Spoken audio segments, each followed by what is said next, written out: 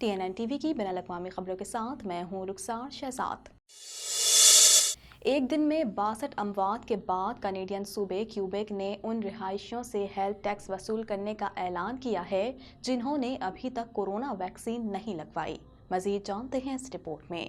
ایک دن میں 62 اموات کے بعد کینیڈین صوبہ کیوبیک نے ان رہائشیوں سے ہیلتھ ٹیکس وصول کرنے کا اعلان کیا ہے کہ جنہوں نے ابھی تک کورونا ویکسین نہیں لگوائی۔ کیوبیک کے صرف 12.8% رہائشیوں کو ویکسین نہیں لگائی گئی ہے۔ کینیڈا کے صوبے کیوبیک کی انتظامیہ نے کورونا ویکسین نہ لگوانے والوں سے صحت کے شعبے میں اخراجات میں حصہ لینے پر غور شروع کر دیا۔ کیوبیک کینیڈا کا دوسرا سب سے زیادہ گنجان آباد صوبہ ہے۔ یہاں بڑی تعداد میں ایسے لوگ ہیں جنہوں نے کورونا سے بچاؤ کی ویکسین نہیں لگوائی۔ صوبے کی انتظامیہ نے کووڈ سے بچاؤ کی ویکسین نہ لگوانے والے بالغ افراد سے صحت کے حصے کے نام سے اضافی ٹیکس لینے کی تیاری شروع کر دی۔ اضافی ٹیکس کا مقصد لوگوں میں بنیادی انفرادی حقوق اور اجتماعی سماجی ذمہ داریوں کے بارے میں شعور کو اجاگر کرنا ہے۔ صوبہ کیوبیک کے پریمیئر نے اس حوالے سے کہا ہے کہ ویکسین نہ لگوانے والے افراد دوسروں پر اضافی مالی بوجھ کا باعث بن رہے ہیں، اس لیے صوبائی محکمہ خزانہ ایک بڑی رقم کا تعین کر رہی ہے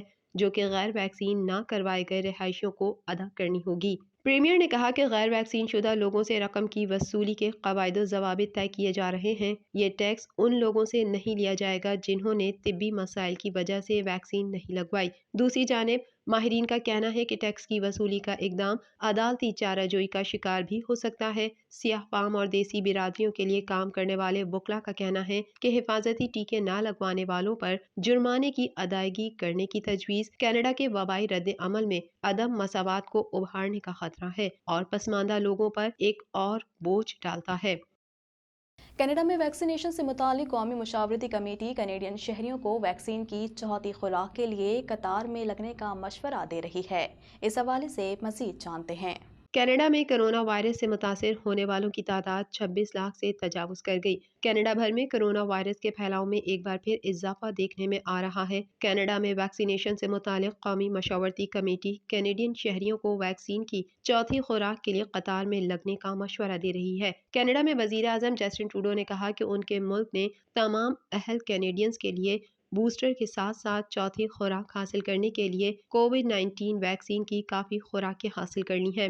آخری اطلاعات کے مطابق کینیڈا بھر میں کورونا کے مریضوں کی مجموعی تعداد 26,24,787 تک جا پہنچی ہے جبکہ ہلاکتیں 30,957 ہو گئی۔ ملک بھر میں 21,91,716 سے زائد مریض صحت یاب ہو چکے ہیں۔ اونٹاریو صوبے میں کورونا کیسز کی تعداد سب سے زیادہ ہے۔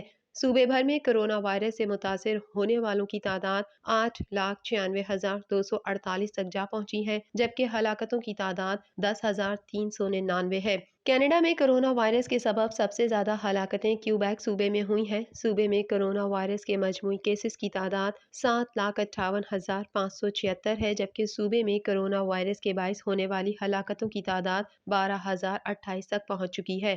کینیڈین صوبے البرٹا میں بھی اس مہلک وبا میں اضافہ دیکھنے میں آ رہا ہے۔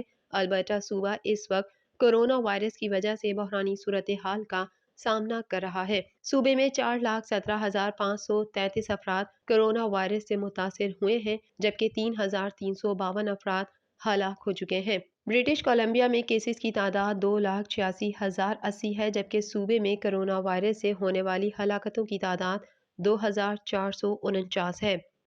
ٹورنٹو پولیس نے خفیہ اطلاع پر ایک شخص کو گرفتار کیا ہے جس نے اپنے گھر میں ہی بم بنانے اور دیگر اسلحہ تیار کرنے کا کارخانہ لگا رکھا تھا۔ مزید جانتے ہیں اس رپورٹ میں۔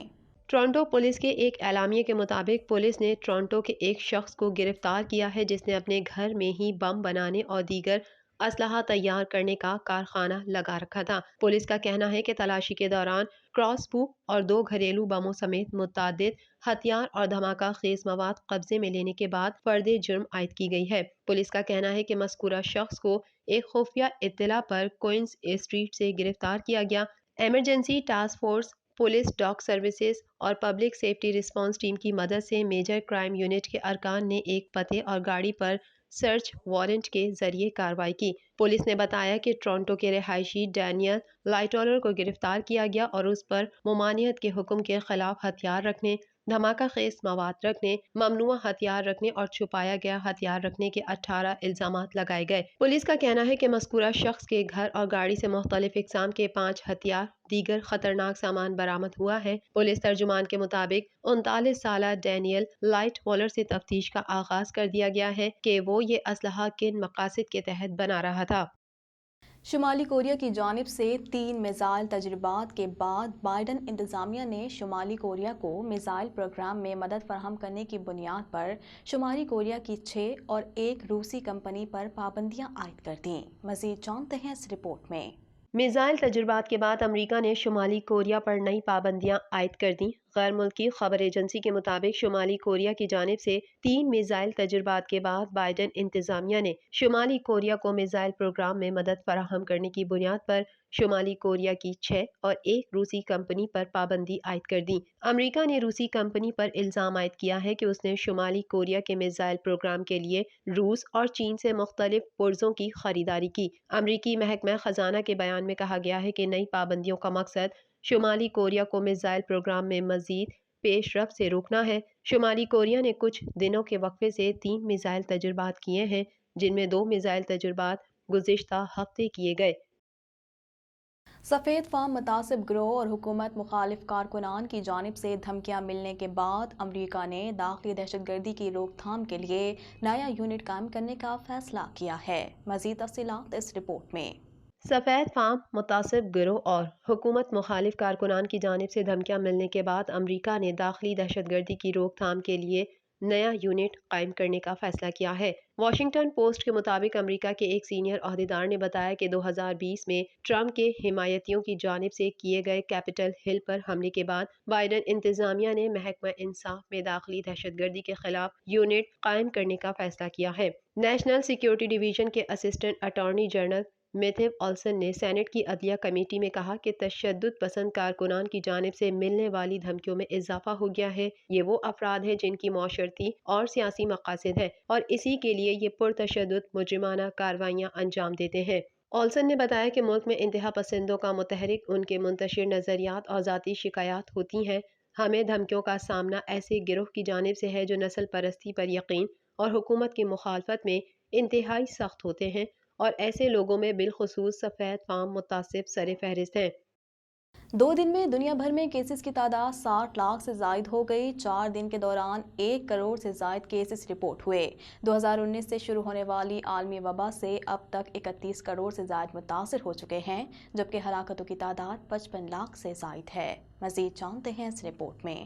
کرونا کا سب سے بڑا وار، دنیا بھر میں ایک دن میں 31 لاکھ سے زائد کیسز ریکارڈ۔ 2 دن میں دنیا بھر میں کیسز کی تعداد 60 لاکھ سے زائد ہو گئی۔ 4 دن کے دوران 1 کروڑ سے زائد کیسز رپورٹ ہوئے۔ 2019 سے شروع ہونے والے عالمی وبا سے اب تک 31 کروڑ سے زائد افراد متاثر ہو چکے ہیں، جبکہ ہلاکتوں کی تعداد 55 لاکھ سے زائد ہے۔ ورلڈ ہیلتھ آرگنائزیشن نے متنبع کیا ہے کہ اگلے 6 سے 8 ہفتوں کے اندر کرونا کی نئی قسم اومیکرون اپنی لپیٹ میں لے چکی ہوگی۔ یہ تخمینہ 2022 کے پہلے ہفتے میں پورے یورپ میں رپورٹ ہونے والے 70 لاکھ نئے کیسز کے بعد لگایا گیا ہے۔ 2 ہفتوں کے عرصے میں انفیکشن کی تعداد دگنی سے زیادہ ہو گئی ہے۔ ابتدائی رپورٹ کے مطابق کرونا کی نئی قسم اومیکرون ویکسین شدہ افراد کے لیے شدید بیماری کا سبب نہیں بنتی ہے۔ اس کے باوجود امریکہ میں کرونا وائرس کے اسپتالوں میں ایک دن میں 1,45,000 سے زائد مریض داخل ہوئے، جو اب تک کی سب سے زیادہ بڑی تعداد ہے، جن میں 45,000 کے قریب بچے شامل ہیں۔ بھارت میں گزشتہ 24 گھنٹوں میں کرونا وائرس کے 1,94,000 سے زائد کیسز رپورٹ ہوئے ہیں، جبکہ 450 کے قریب اموات بھی سامنے آئیں۔ امریکہ اور یورپ میں کرونا بے قابو ہو گیا ہے۔ امریکہ میں مزید 6.25 لاکھ، فرانس میں 3.5 لاکھ، اٹلی میں 2,20,000، جبکہ برطانیہ اور اسپین میں 1.25 لاکھ سے زائد کیسز سامنے آ گئے۔ ترکی میں کرونا وائرس سے اموات 84,125 تک جا پہنچی ہیں، جبکہ کیسز 1,95,676 ہو چکے ہیں۔ سعودی عرب اسی فہرست میں 64ویں نمبر پر پہنچ چکا ہے، جہاں کرونا وائرس سے اب تک کل اموات 8,899 رپورٹ ہوئی ہیں، جبکہ مملکت میں کرونا مریضوں کی تعداد 5,93,545 تک جا پہنچی ہے۔ TNN TV کے نیوز بلیٹن سے فی الوقت اتنا ہی. مزید خبروں اور اپڈیٹس کے لیے دیکھتے رہیے TNN TV.